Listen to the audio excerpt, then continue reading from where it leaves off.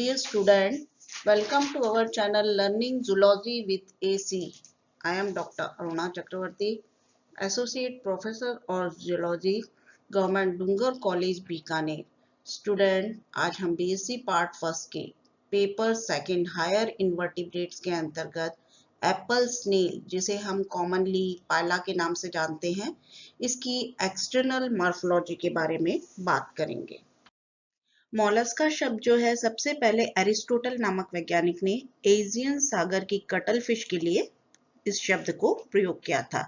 Mollusca शब्द जो है इसकी व्युत्पत्ति जो होती है लैटिन भाषा शब्द जो है मोलस्कस से हुई, जिसका मीनिंग होता है कोमल शरीर. यदि हम मोलस्का शब्द के बारे में बात करें तो कोमल शरीरधारी इनवर्टिब्रेट एनिमल है ना, जिसमें स्नेल्स पाए जाते हैं, स्लग्स पाए जाते हैं, मसल्स पाए जाते हैं, क्लैम्स पाए जाते हैं, ऑयस्टर्स पाए जाते हैं, टस्क शेल्स जो है इसके अंतर्गत पाए जाते हैं. यदि हम पायला की क्लासिफिकेशन की बात करें तो फाइलम मोलस्का, क्लास गैस्ट्रोपोडा, सब क्लास जो है प्रोजोब्रैंकियाई, ऑर्डर जो है मीजोगैस्ट्रोपोडा है ना, जीनस जो है पायला और स्पीशीज जो है ग्लोबोसा. तो यदि हम हैबिट एंड हैबिटेट की बात करें तो पायला ग्लोबोसा जो है एप्पल स्नेल के नाम से जाना जाता है. बेसिकली ये पंजाब को छोड़कर उत्तरी भारत में तालों, कुंडों, तालाबों, झीलों, दलदल और धान के खेतों में अधिकतर पाया जाता है. कभी कभी जो होती है नदियों में भी मिलता है, कम खारे जल में पाया जाता है. उन स्पेशली जो होते हैं उन जलाशयों में पाया जाता है बहुतायत में जिनमें की वेलिस्नेरिया और पिस्टिया जैसे वाटर प्लांट्स जो होते हैं, एक्वेटिक प्लांट्स जो होते हैं पाए जाते हैं. इसका मुख्य यही भोजन होता है. ये जो होते हैं वोरेशियस ईटर होते हैं, मांसभक्षी प्राणी होते हैं. अपने काइटिनस टीथ और रेड्यूला टीथ द्वारा काटे गए पौधों की कतरनों को खाते हैं. पायला के कवच या शैल के बारे में बात करें तो इनमें इंटरनल स्केलेटन नहीं होता है. कवच के रूप में बाह्य कंकाल का सीक्रेशन होता है. कवच इसके रहने के लिए एक घर की भांति कार्य करता है. कवच की आकृति ग्लोबोज, रंग पीला होता है, भूराभ होता है, कालापन लिए हुए होता है. यदि हम इनके स्ट्रक्चर की बात करें तो इसमें क्या होता है, एक दीर्घित संरचना होती है जिसमें सेंट्रल एक्सिस जो होता है वो कॉल्यूमेला के चारों ओर नली के आकार की वर्ल्स पाई जाती है. वर्ल्स या भ्रमियों भिन्न भिन्न स्तरों के कारण जो होता है ये कॉनिकल स्पायर के समान दिखाई देता है. इस प्रकार का कवच जो होता है बेसिकली प्रोटोजोआ के एल्फीडियम और मोलस्क के नॉटिलस में मिलने वाले जो होते हैं प्लेनोस्पाइरल कवच की तुलना में जो होती है कोनी स्पाइरल कहलाता है. तो पायला ग्लोबोसा की बात करें तो कवच लगभग 6.5 जो होते हैं चक्र होते हैं. सबसे छोटा और पुराना चक्र कवच के शिखर पर स्थित होता है. इसके अलावा लार्वा द्वारा बनाए गए जो होते हैं प्रोटोकॉन्ग जो होते हैं प्रथम कवच का निरूपण करता है. सबसे छोटा प्रारंभिक चक्र के बाद में उत्तरोत्तर चक्रों का आकार बढ़ता जाता है. अंत में एक सबसे बड़ा जो होता है बॉडी वर्ल बनता है. देह चक्र से पहले वाला चक्र भी बड़ा होता है जिसे हम क्या कहते हैं पेनल्टीमेट वर्ल कहलाता है. इन्हीं दोनों चक्रों में जंतु के शरीर का सबसे अधिक भाग जो होता है वो पाया जाता है. देह चक्र को छोड़कर शेष सभी चक्रों को संपूर्ण श्रेणी को हम कहते हैं स्पायर कहा जाता है. ये कवच जो होते हैं यूनिलोक्युलर होते हैं क्योंकि इन चक्रों के बीच में पट नहीं पाए जाते हैं. बाहर की ओर ये भिन्न भिन्न चक्र रेखाओं द्वारा स्पष्ट चिन्हित होते हैं. इन रेखाओं को हम क्या कहते हैं स्यूचर्स कहा जाता है. तो देह चक्र जो होता है माउथ द्वारा बाहर की ओर खुलता है. कवच की वेंट्रल सतह पर स्थित होता है. इसके चिकने और सतत तट को हम कहते हैं पेरिस्टोम. इसके बाहरी तट को आउटर लिप, कॉल्यूमेला के निकट अंदर के तट को हम कहते हैं इनर या कॉल्यूमेलर लिप कहते हैं. तो स्तंभिका एक खोखली ऐंठनदार छड़ के समान रचना होती है. सक्रिय क्षेत्र जो होते हैं अम्बिलिकस द्वारा बाहर खुलते हैं. नाभि कवच के शिखर के ठीक विपरीत सिरे पर जो होते हैं स्तंभीय ओष्ठ के निकट स्थित रहता है. एक ऐसा कवच जिसमें नाभि होती है उसे हम अम्बिलिकेटेड कहते हैं या परफोरेटेड कहलाता है. इसका एग्जाम्पल पायला है. जिस कवच में जो होती है नाभि नहीं होती उसे हम क्या कहेंगे अनअम्बिलिकेटेड या इम्परफोरेटेड. इसका एग्जाम्पल क्या है ट्राइटन. तो कवच की सतह पर जो होती है लाइंस ऑफ ग्रोथ पाई जाती हैं जो छिद्र के तट के समानांतर फैली रहती हैं. कुछ वृद्धि रेखाएं जो होती हैं स्पष्ट कणकों की भांति होती है ना. इन जो होते इन्हें हम कहते हैं वेरिसेसिया. है ना।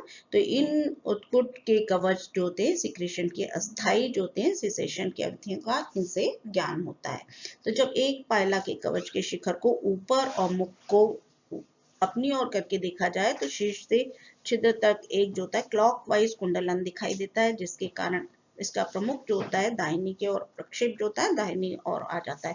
तो इस प्रकार का कवच जो होता है वो डेक्स्ट्रल और क्लॉकवाइज राइट हैंडेड कहलाता है। तो ये पायला अधिकांश जो होते हैं गैस्ट्रोपोड जंतुओं के सामान्य रूप से पाया जाता है। कुछ असामान्य या कुछ सामान्य जो होते हैं गैस्ट्रोपोड जातियों में जो होता है ये कैसा होता है वामावर्त कुंडलन पाया जाता है, या जिसे हम कहते हैं साइनिस्ट्रल या एंटी क्लॉकवाइज लेफ्ट हैंडेड कहलाता है। यदि हम माइक्रोस्कोपिक स्ट्रक्चर की बात करें तो रासायनिक रूप से मोलस्क का कवच जो होता है मैट्रिक्स की भांति कार्य करने वाले एक एल्ब्यूमिना संघी पदार्थ जो होते हैं कॉन्च्योलिन, है ना, कॉन्च्योलिन जो होता है, कैल्साइट जो होता है और अरेगोनाइट जो होते हैं के पार्टिकल्स के रूप में मिलने वाले कैल्शियम कार्बोनेट का बना हुआ होता है। मैट्रिक्स में इन क्रिस्टलों के विन्यास के अनुसार कवच के परिच्छेद में 3 स्तर दिखाई देते हैं। आउटर मोस्ट लेयर जो होता है परिकवच जिसे हम कहते हैं पेरिओस्ट्रेकम, यह कॉन्ट्रियोलिन का बना होता है। सबसे बाहर का पतला स्तर होता है ऑस्ट्रेकम, यह कैल्शियम कार्बोनेट का बना कवच जो कि कुंडलन की दिशा में प्लेटों की भांति फैला मध्यवर्ती स्तर होता है। यह स्तर प्लेटें जो होती हैं फाइब्रिल की बनी हुई होती हैं। नेक्स्ट होता है हाइपोऑस्ट्रेकम, हाइपोहाइस्ट्रोकम या जिसे हम कहते हैं नेक्रियस लेयर या जिसे हम कहते हैं मौक्तिक, है ना, मदर ऑफ पर्ल कहते हैं। यह सबसे अंदर का स्तर होता है जो कैल्शियम कार्बोनेट के तंतुओं से निर्मित प्लेटों का बना होता है। ये प्लेटें जो होती हैं मुख तट के समांतर फैली रहती हैं। कवच के नीचे स्थित जो होती है मेंटल से कवच का स्त्राव होता है। नेक्स्ट हम बात करेंगे अपरकुलम की। तो अपरकुलम की यदि हम बात करें तो जब पायला जो होता है कवच के अंदर होता है तो कवच का मुख पाद के ऊपरी सतह से जुड़ी एक मोटी अंडाकार प्लेट अपरकुलम द्वारा जो होता है कसकर बंद कर लिया जाता है।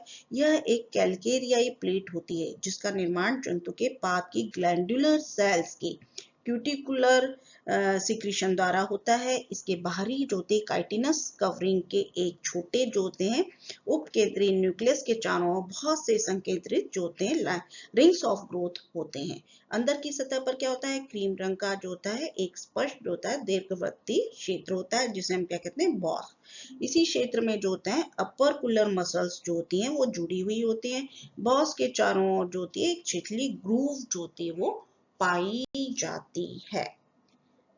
तो नेक्स्ट हम बात करेंगे बॉडी ऑफ पायला की। तो पायला के शरीर में यदि हम बात करें तो हेड, फुट, विसरण मास और मेंटल पैलियम 4 स्पष्ट भाग होते हैं।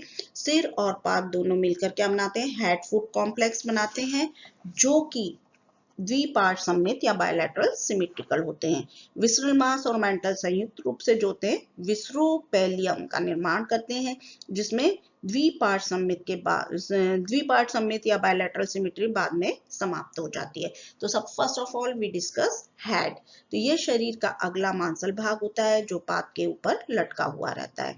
यह आगे की ओर एक कॉन्ट्रैक्टाइल जो होता है स्नाउट में बढ़ जाता है।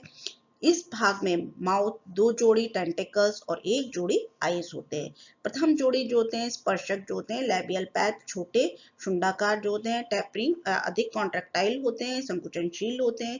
ये सिर के दाएं और बाएं पार्श्वों से निकलते हैं। सेकेंडरी जो होते हैं जोड़ी स्पर्शक लंबे मांसल बेलनाकार होते हैं जो कि स्नाउट के पीछे सिर के ऊपरी भाग से निकलते हैं। ये भी कॉन्ट्रैक्टाइल या संकुचनशील होते हैं और अंतर्वलित हो सकते हैं।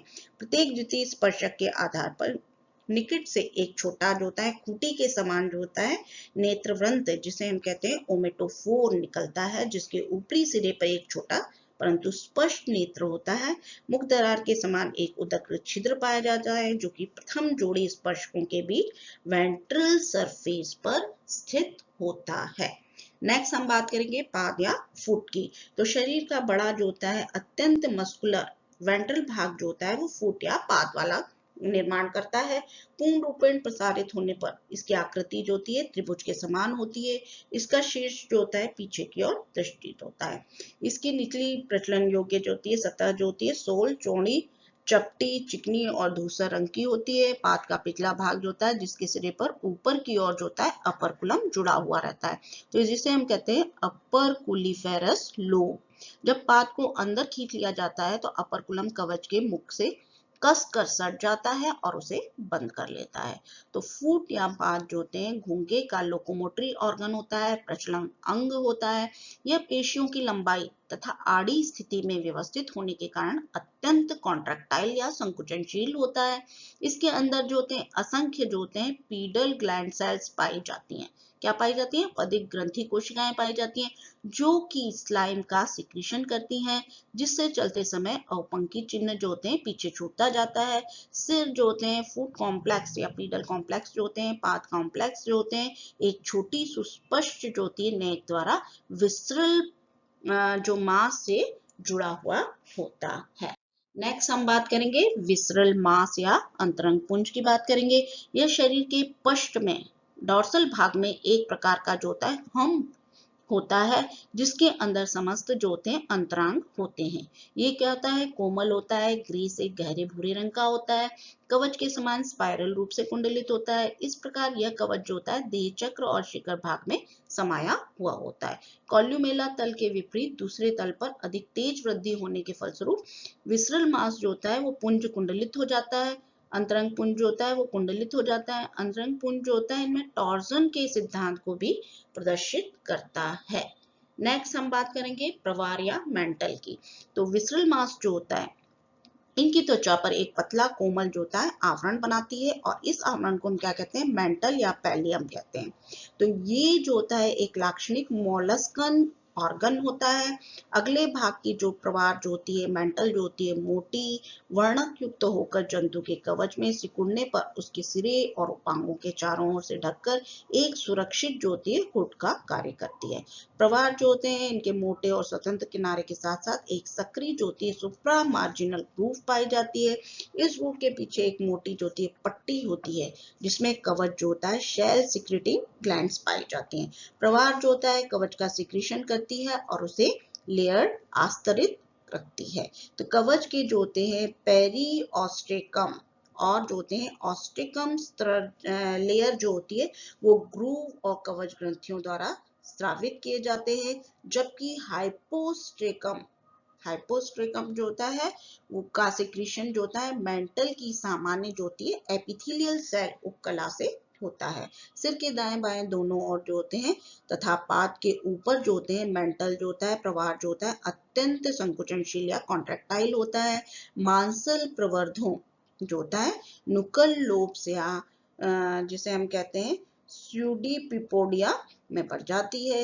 इन लोब्स जो होते हैं में बाई पाली जो होती है लेफ्ट लोब जो होता है दाहिने की अपेक्षा राइट की अपेक्षा जो होता है अधिक लंबी होती है, और जो होती है कैसी होती है? ये जो होती है वायवीय श्वसन के समय जो होती है रेस्पिरेटरी साइफन का निर्माण करती है। मेंटल कैविटी या पैलियल कॉम्प्लेक्स की बात करें तो डोर्सोलैटरल भाग में मेंटल जो होता है प्रवार जो होता है एक बड़ी गुहिका को बंद रखती है, जिसे हम कहते हैं मेंटल या पैलियल कैविटी। तो पायला जो होता है सुरक्षा और विश्राम के समय पहले अपने सिर और बाद में पाद को इस गुहिका में समेट लेता है। तो इस गुहिका के फर्श पर जो होता है दाहिनी कंदरापाली जो होती है नुकल लोब के अगले किनारे पर निकट से निकलता हुआ एक स्पष्ट जो होता है रिज, जिसे हम कहते हैं एपिटीनिया, है ना? एपिटीनिया होता है जो कि गुहिका के एकदम पिछले सिरे तक फैला रहता है। तो ये कटक जो होता है प्रवार गुहिका को दो प्रकोष्ठों में विभाजित कर देता है, जिसमें से दाहिने को हम क्या कहते हैं? ब्रैंकियल चैम्बर, और बाएं को हम क्या कहते हैं? उसे हम कहते हैं पल्मोनरी चैम्बर, है ना? तो ये दोनों कक्ष जो होते हैं जंतु के रेस्पिरेशन में प्रमुख भाग लेते हैं। मेंटल कैविटी या जो होते हैं प्रवार जो होती है पैलियल कॉम्प्लेक्स जिसे कहते हैं, इसमें बहुत सी मुख्य संरचनाएं पाई जाती हैं। सामूहिक रूप से मेंटल जो होता है या पैलियल कॉम्प्लेक्स के ऑर्गन होते हैं। तो सबसे पहले हम बात करेंगे ऑर्गन ऑफ ब्रैंकियल चैम्बर। तो ब्रैंकियल चैम्बर के ऑर्गन के बारे में बात करें तो फर्स्ट ऑफ ऑल हम बात करेंगे टिनिडियम और गिल्स की, कंकतक्लोम या गिल की। तो यह प्रवार गुहिका में एकदम दाहिनी ओर पृष्ठ पार्श्व भित्ति से सीधा ऊपर से नीचे की ओर लटका रहता है। कंघी के समान जो होता है मोनोपैक्टिनेट होने के कारण इसकी जो लैमिलीज होती हैं, पटलिकाएं जो होती हैं लगभग त्रिभुजाकार होती हैं, स्वतंत्र रूप से क्लोम कक्ष में लटकी रहती है। नेक्स्ट हम बात करेंगे रेक्टम की। तो रेक्टम जो होता है, मलाशय जो होता है, क्लोम कक्ष के फर्श पर कंकद क्लोम की बाईं और रेक्टम पर स्थित होता है। ये एक फूली हुई नली के समान होता है जो प्रवार गुहिका के पिछले सिरे से आरंभ होकर दाहिनी कंदरापाली के थोड़ा पीछे तक फैला हुआ रहता है। इसके बाहर खुलने वाला छिद्र जो होता है वो एनस कहलाता है, जिसके चारों ओर अति सूक्ष्म जो होते हैं अंकुरकों का एक रोजेट होता है। नेक्स्ट हम बात करेंगे जेनाइटल ओपनिंग की, जननी छिद्र की। तो मेल और फीमेल जेनाइटल एपर्चर जो होते हैं, जननी वाहिनी जो होते हैं मलाशय के बिल्कुल निकट पाई जाती है। मेल का जो होता है कॉपुलेटरी ऑर्गन जो होता है पेनिस, जो कि जननी छिद्र के सामने प्रवार के तट से निकलता है। तो नेक्स्ट हम बात करेंगे हाइपोब्रैंकियल ग्लैंड या पेनिस के आधार पर एक फुली हुई ग्लैंडुलर रचना होती है। इसका स्राव जो होता है कॉपुलेशन कार्य में सहायक होता है। नेक्स्ट हम बात करेंगे रीनल ओपनिंग। तो जो वृक्कक अंग होते हैं, रीनल ऑर्गन का अगला कक्ष जो होता है एपिटीनिया के पिछले अंतस्थ भाग तक एक छोटे लालाभ रंग के क्षेत्र की भांति क्लोम कक्ष में उभरा हुआ होता है। इसके बाहर खुलने वाला छिद्र जो होता है एक ट्रांसफर तिरछी दरार के समान होता है और एक उथले गर्त में स्थित होता है। नेक्स्ट हम बात करेंगे ऑर्गन्स ऑफ पल्मोनरी चैम्बर। तो फुफ्फुस कक्ष के अंग के बारे में बात करें तो सबसे पहले हम बात करेंगे पल्मोनरी सैक की।